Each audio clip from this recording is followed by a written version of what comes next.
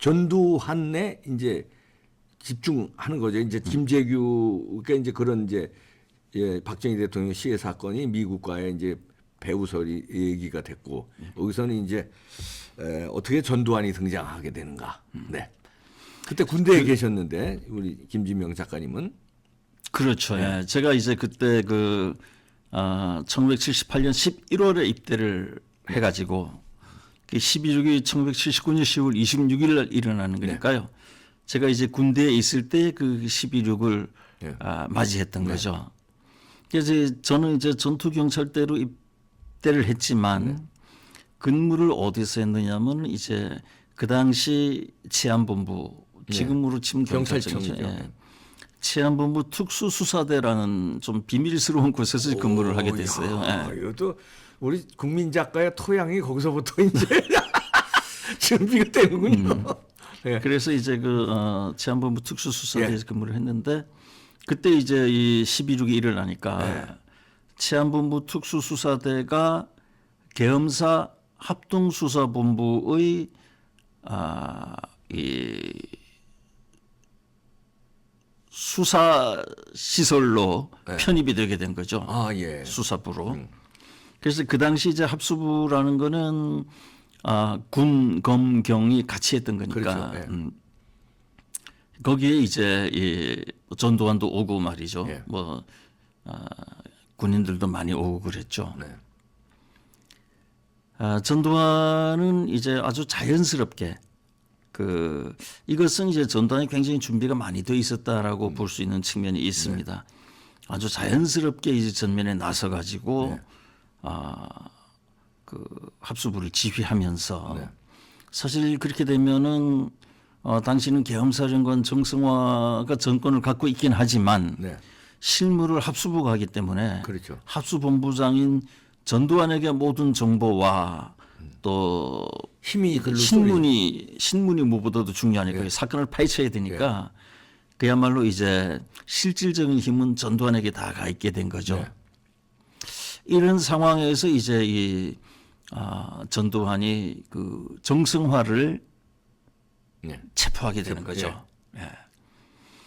그런데 이제 제가 있던 부대가 원래 이제 계엄사 합수부의 신문 부서인데 거기에 이제 헌병단이 파견 나와 있었어요. 그때 파견 나와 있던 헌병단이 이제 33헌병대라는 당시 수도 경비사 소속인데 청와대 경호 경비만을 전문으로 하는 그런 이제 헌병단이 있어요. 우리가 이제 김재규 재판이나 이런 거 할 때 보면은 키 큰 헌병들이 건장한 헌병들이 옆에다 끼고 나오지 않습니까? 그네들이 다 이제 삼삼헌병대, 삼삼헌병대 이제 이 헌병들이죠. 근데 그때 이제 이 전두환하고 위컴이라고 주한미군 사령관하고 이제 대단히 가까웠죠. 가까울 수밖에 없죠. 그래서 위컴이 이제 전두환에게 동두천에 있는 한국인들, 미군하고 접촉이 많은 한국인들이 마약을 너무 많이 공급을 한다. 그걸 다 단속을 해달라고 부탁을 해요. 그런 것들도 이제 삼삼헌병대가 이제 나가서 하고 그 당시 그럴 때입니다. 그때에 어느 날 이제 마이크로 버스에 이제 다 타고 나가는 거예요. 그 마이크로 버스가 어디를 갔냐면은 한남동에 이제 참모총장 공간을 가는 거죠. 그 삼삼헌병대 대원들이 그게 이제 제법 타고요. 근데 이제 그 뒷얘기인데요. 그 당시 삼삼헌병대 대원들이 이제 동두천이다 어디다 이제 막 잡으러 다니고 이제 너무 재미있어 보이니까 제대를 일주일 남겨놓은 병장 하나가 일병 하나 하고 바꿉니다. 난 너무 지루해 죽겠다. 일주일 남겨서 아무것도 안 하잖아요. 근데 일병은 막 다니니까 야 오늘은 임마 네가 나 대신 여기 있고 내가 잡으러 너 대신 다닐게. 버스를 타고 가겠다. 예. 그리고 그 버스를 타고 이제 한남동 총장 공관으로 예. 갔어요. 예. 근데 이 버스가 이제 헌병들이 내리지 못하고 대기를 하고 있었죠. 총장 공간 안에서. 네. 그때 이제 허삼수 이런 사람들이 들어가서 이제 정성을 연행해 나오는 거거든요. 근데 이 참모총장 공관은 이제 육군이 경비하는 게 아니라 해병대가 경비를 해요. 네. 만약에 경우를 대비해서. 이 버스는 내리지 못하고 이제 해병대가 포위하고 있는 가운데 허삼수 일행이 이제 정성원을 가로채 가지고 데리고 나가거든요. 이게 난리가 났다 싶으니까 이 해병대가 그 버스를 향해 사격을 합니다. 네. 이 병장이 그걸 맞고 죽었어요. 아이고 안 죽을 사람이 죽었네. 안 죽을 사람이. 예. 그 일병은 죽을 운명 그 자리로 그러게 죽을 운명이 총알이 오게 된 살았고. 죽을 운명이 살았고요. 야, 참. 그런 하여튼 그런 부대에서 근무를 했는데 이게 이제 그 12 이후에 그 민주화를 염원하고 요구하는 너무나 많은 시민 학생들이 있지 않았습니까? 그래서 매일매일 시위를 하고 했거든요. 그래서 그때 이제 그 서울역 앞에 그 대우빌딩 앞에 버스가 뒤집히고 뭐 그랬던 그렇죠. 예. 그러니까 모든 학생들이 거의 모든 대학생들이 거의 매일 이제 시위에 동참하고 뭐 심지어는 그 의대생들도 이제 전부 하얀 가운을 입고 네. 다 그 몰려가고 하던 매일매일이 그랬거든요.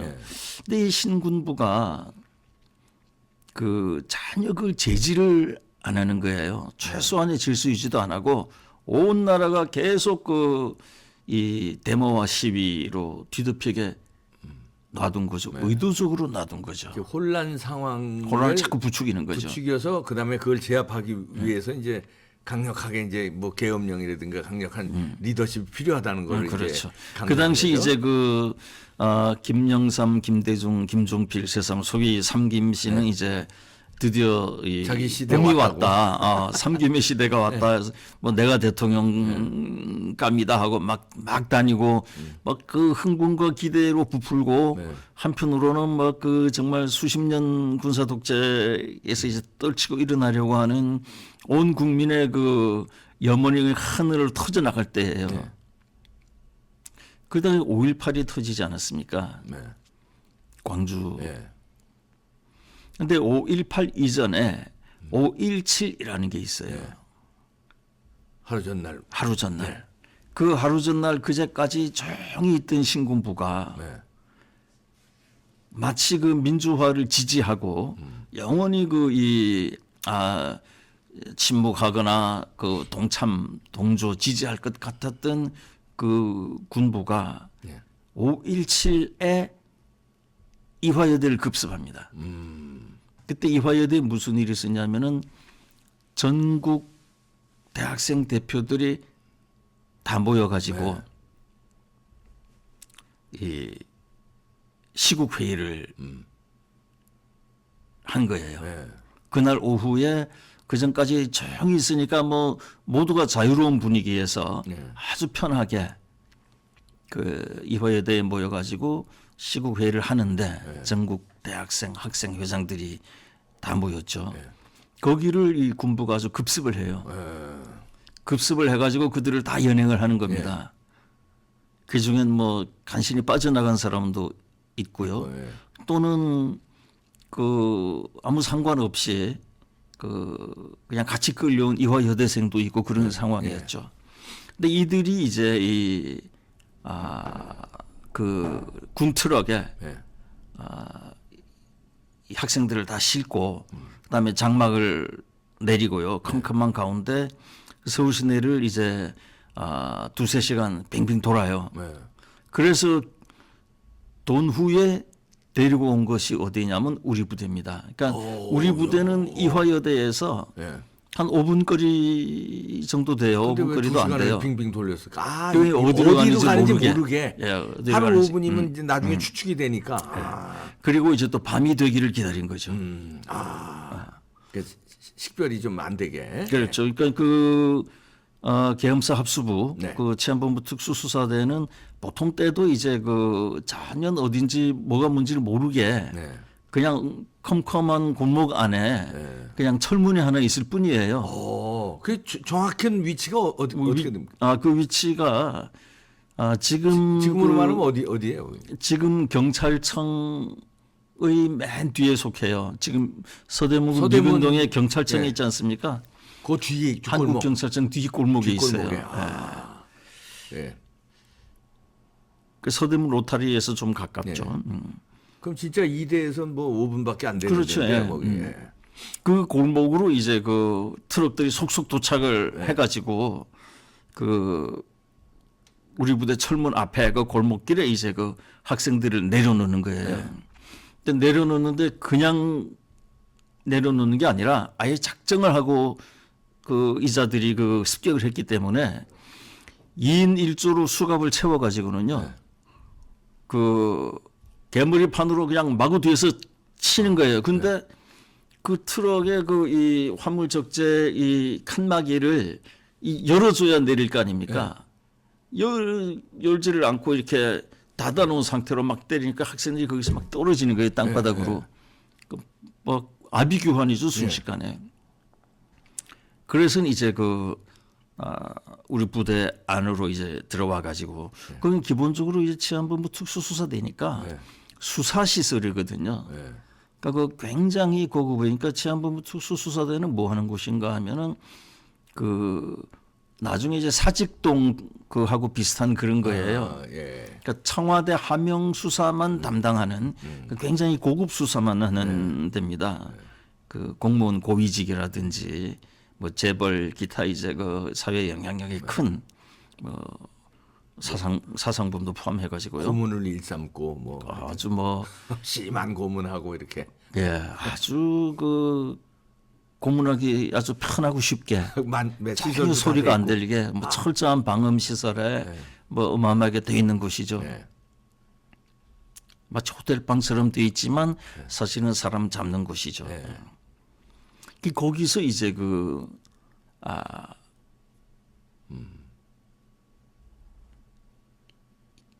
굉장히 큰 방이 있어요. 거기 학생들을 다 이제 무릎을 이렇게 펭귄처럼 꺾어가지고 이렇게 앉히면은요, 앉는 자체가 굉장히 괴로워요. 그 요가나 운동하는 사람들은 쉽게 하는데 그 안 해본 사람은 굉장히 힘들거든요. 그래서 벽을 보고 그 큰 방에 이제 전부 앉혀놓고는 이 수사관들이 수사 회의를 하는 거예요. 그러니까 학생들이 막 공포에 막 너무 몸도 고통스럽고 너무 무섭고 그런 분위기를 불안하고 만드는 거죠 이제 그렇게. 그래서 뭐 사소한 사건 갖고 경찰서나 검찰청에 가도 그럼요. 불안하고 초조하고 몸이 떨리는데 그 정말 비밀스러운 곳에 그렇게 무자비하게 또 이제 이 경찰도 아니고 다 군인들이 다 잡아왔으니까 학생들이 막 너무 위축돼 있는 거죠. 막 그 우는 학생도 물론 있고요. 뭐 학생회장 출신들은 좀 더 뭐 단호하긴 하나 그러나 역시 20대 초반의 그럼요. 저 어린 사람들 아닙니까? 그러니까 막 그 아비규환에 막 그 너무 고통스러운 그런 무엇보다도 무서운 건 이제 그 공포죠. 어떻게 될지 모른다. 그런 상황에서 이제 제가 그 방에 들어갔죠. 원래는 저는 들어가면 안 되거든요. 들어가가지고 그때 이제 지금으로 말하면 전경의 전경이죠. 전경의 전경의 신분이 그 짝대기- 수사하는 데는 못 들어가는 거지. 도저히 못 들어가죠. 짝대기 2개 떼니까요. 그러니까요, 들어가서 이제 그 학생들은 이제 내 얼굴은 못 보죠. 다 벽만 보고 있죠. 거기서 이제 학생 여러분 또 비슷한 지금 또래니까.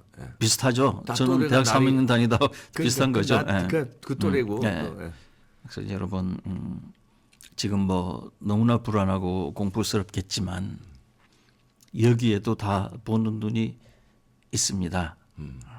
여러분들이 들어왔던 때와 마찬가지로 반드시 안전하게 나갈 수 있습니다.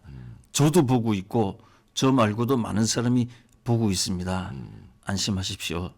그리고 오늘 여러분들이 겪는 이 고통, 이것이 우리나라의 민주주의를 앞당깁니다. 그런 내용으로 그 중에 이제 또 너무 힘들어하는 사람은 일으켜서 이렇게도 좀 하고 막 다 눈물 콧물로 다 범벅이 돼 있죠. 좀 큰 위안이 됐겠네. 그 양반들은. 막 절여서 어쩔 줄 모르는 사람 이제 좀 이렇게 풀어주기도 하고 하면서 이제 우리 국민들이 나중에 이제 다 고마워할 겁니다. 여러분들이 그 정말 힘도 없고 미약한 여러분들이 나서 가지고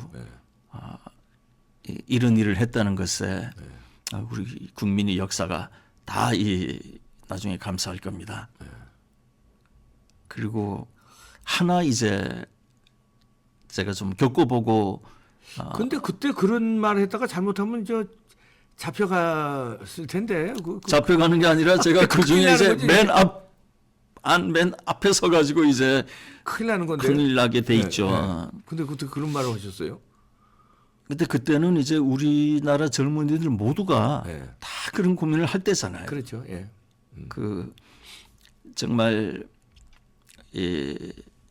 또 젊은 사람들이 또 순수하지 않습니까? 그렇죠. 저는 또 그런 걸 많이 봤기 때문에 또 늘 고민을 늘 해왔었고요. 그래서 누구나 그때 이 대학생이나 젊은이 다 마찬가지죠, 사실은. 그래서 이제 저는 하여튼 어찌됐든 나섰던 거고 그런 기회가 없었던 사람들도 그런 기회가 되면 다 났을 때예요, 그 젊은이 것들이. 그래서 하나 이제 어드바이스를 하자면 이게 고문 앞에 누구도 못 견디지만 그러나 막 엄살을 하고 그러면서 그 순간을 넘기는 게 낫지. 뭔가 이 동료를 이렇게 팔거나 하면 그 고통은 평생 가고 그 정신적 고통은 육체적 고통하고는 비교도 안 될 겁니다. 이제 그런 얘기 사실은 좀 잔인했죠. 왜냐하면 이제 고문받을 사람들한테 그렇게 얘기하면 말이 안 되잖아요. 그러나 역시 이제 그 정신적 고통이 훨씬 심하거든요. 그런 얘기를 하면서 이제 그랬었죠. 그러니까 울음도 좀 그치고 어느 정도 좀 위안이 되는 거죠. 그런 이제 그게 되고 그랬던 거죠. 근데 그때 저만 있은 게 아니고 이제 아까 얘기한 그 3.3 헌병대 헌병 셋이 착검을 하고 M16에 이제 이 착검을 한 채로 그 방에 셋이서 이제 여기 딱 지키고 있는 거예요. 근데 그런 전경 주제에 그런 얘기하면 3.3 헌병대 바로 끌고 가거나 거기서 개머리 판으로. 제가 이제 오늘 이 얘기를 하는 이유가 바로 그건데요.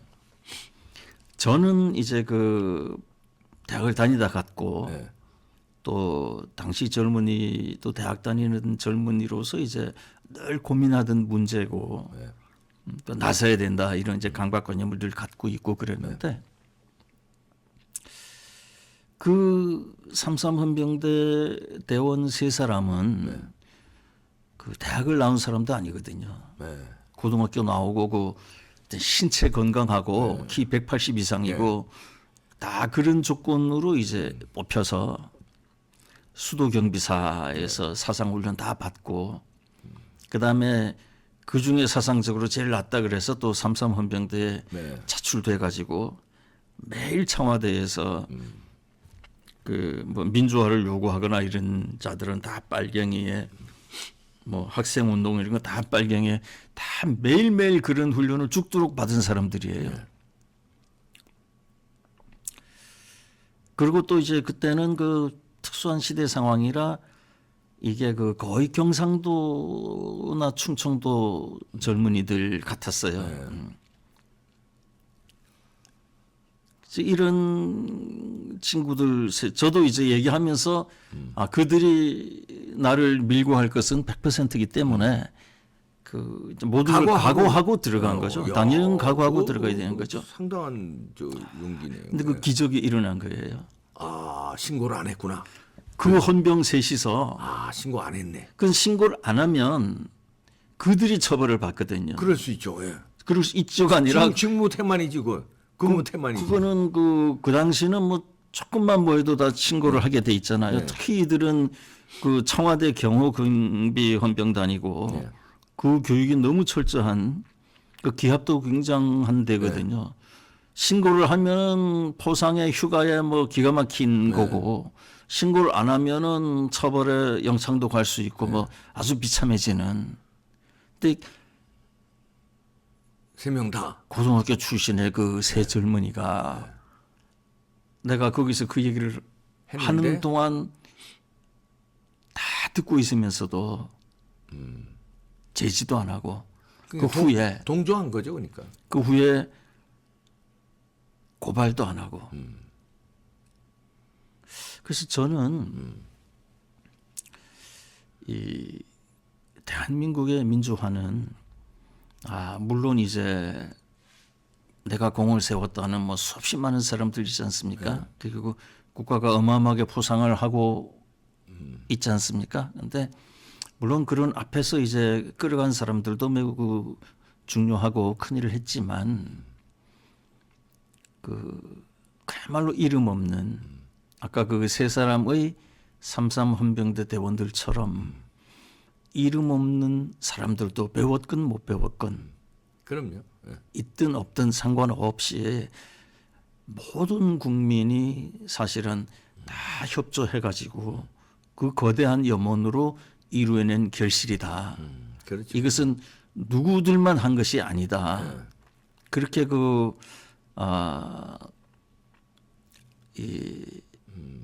뭐 우리가 내용을 잘 모르면은 저쪽 편이다. 그 우리를 탄압한 놈이다. 이렇게 생각하기 쉽잖아요. 그 3.3 헌병대라는 게. 그러나 그런 그렇죠. 보이지 않는 사람들의 그 희생도 있었다. 그럼요. 그래서 저는 이번에 그 전두환 사망 소식을 들으니까 네. 그 세 사람이 가장 먼저 생각이 나는 거예요. 아, 예. 5.18 직전인 5.17에 그 있었던 이대 그 습격 사건. 전국 대학생 대표들 또 그 광주 민주화 운동을 이끌어간 지도자들 다 중요하지만 그 못지않게 우리 모두가 하수인이고 모두가 탄압자의 편에 있을 것이라고 생각했던 이름 없는 사람들도 다 민주화에 동참했다. 이것은 누구들만의 공은 아니고 우리 국민 모두가 이루어낸 아름다운 그렇죠. 공적이다. 이것을 얘기하고 싶었어요. 네. 이제. 하여튼 전두환 대통령의 그 별세로 인해서 이제 지금 조명하고 있는데 그때 이제 12.12 사태 때 12.6 이후에 이게 이제 김재규의 이제 계획된 범행은 미국에서 또 배후가 있었다 이렇게 일부에서 주장하셨는데 그래서 6.4 11기 6.4 11기에 말하자면 리더가 전두환이니까 전두환으로 해서 정권 인양이 돼야 그 암울한 시기에 이제 남북 관계도 그렇고 여러 가지 미국의 입장에서는 동북아 관리에 편하다고 보고 어떤 그런 준비가 미리부터 미국서부터도 돼 있었다는 거네요. 거기에 힘을 얻어서 전두환 장군이 말하자면 권력을 쟁취했다. 그러니까 이제 우리가 정확히 얘기하면 미국이라고 하기보다는요. 그 당시는 이제 CIA가 그 세계적으로 공작을 많이 할 때거든요. 지금도 공작하는데 뭐 그때는 더 했죠. 그래서 우리가 이제 미국과 박정희 죽음이 관계가 있을 것이다라고 생각할 수 있는 매우 그 유력한 증거 중에 하나는 미국 정부의 행정명령입니다. 8만 몇 번인데요. 네. 그거는 이제 이 지미 카터가 대통령이 되고 나서 카터는 이제 도덕을 중시하는 대통령이잖아요. 대통령 되자마자 카터가 발표하는 게 뭐냐면은 그 행정명령인데요. 네. 미국 정부의 공무원은 타국 원수의 암살에 관여해서는 안 된다 하는 명령을 내려요. 네. 지미 카터가요. 예. 그런데 아이러니컬하게도 그럼 박정희 대통령 시해 당하기 전에 그런 행정명령이 나온 겁니까? 시해 후에 그런 명령이 나온 그러니까 지미 카터가 76년에 취임했으니까요. 네. 그 박 대통령이 79년에 죽거든요. 아, 그 전이네. 그런데 이제 그 전에 이제 지미 카터가 그렇게 얘기를 하죠. 왜냐하면 CIA의 그 세계적 공작이 극심했으니까요. 네. 그리고 또 카터 대통령은 인권 대통령을 네, 그럼요. 자처하고 아주 뭐 도덕적 대통령이죠. 그렇게 했으니까. 네. 그런데 카터 이후에는 누가 취임한 거죠? 레이건인가요? 로널드 레이건이죠. 레이건이죠. 로널드 레이건이 취임하고 나서 똑같은 행정명령을 한 번 더 내려요. 네. 미국 정부의 공무원은 타국 원수의 암살, 쿠데타 등에 관여해서는 안 된다 하는 명령을 한 번 더 내려요. 똑같은 거를요. 네. 그럼 미국 정부가 그런 적이 없거든요. 한 번 내리기도 너무너무 부끄럽고 추악한 그런 거 아닙니까? 그거 자체가 그네들의 그간의 모든 범죄를 고백하는 거니까요. 근데 왜 카터가 한 번 한 걸 레이건이 한 번 더 하느냐? 카터의 행정명령과 레이건의 행정명령 사이에 전 세계에서 피살된 국가 원수는 딱 한 사람이에요. 박정희 대통령. 박정희 대통령밖에 없습니다. 그런 걸로도 우리가 짐작해 볼 수 유추를 있죠. 할 수 있다. 그래서 이런 것은 100% 밝혀지는 사안이 아니에요. 사안 자체가. 아무리 비밀 공개를 하고 해도 그 지금 미국은 그 케네디의 죽음조차도 봉인을 해놓고 있지 않습니까? 그 그렇죠. 정부조차도. 거기도 미스테리는 나오는데 뭔가 시원하게 결말을 그렇게, 못 예. 내리잖아요. 예, 그래서 이 전체적인 걸 우리가 이제 종합적으로 네. 유추해가지고 판단하는 거죠. 알겠습니다.